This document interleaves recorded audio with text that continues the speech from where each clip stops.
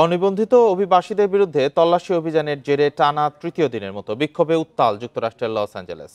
বিশৃঙ্খলা সৃষ্টির দায়ে ২৯ জনকে গ্রেপ্তার করেছে পুলিশ। বর্তমানে সান ডিয়েগো এবং সান ফ্রান্সিসকোতেও ছড়িয়ে পড়েছে বিক্ষোভটি। সেখানকার প্রধান সড়কগুলো অবরোধ করে বেশ কয়েকটি গাড়ি পুড়িয়ে দিয়েছে বিক্ষোভকারীরা। পরে আইনশৃঙ্খলা রক্ষাকারী বাহিনীর সঙ্গে তাদের দফায় দফায় সংঘর্ষ হয়। এতে ২ পুলিশ সদস্য সহ বেশ কয়েকজন বিক্ষোভকারী আহত হয়।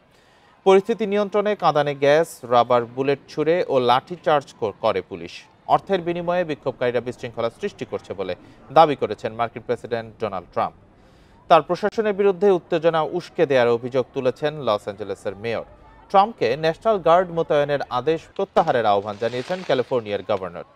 বর্তমানে লস অ্যাঞ্জেলেসের ৩টি এলাকায় ন্যাশনাল গার্ডের প্রায় ৩০০ সদস্য মোতায়েন রয়েছে।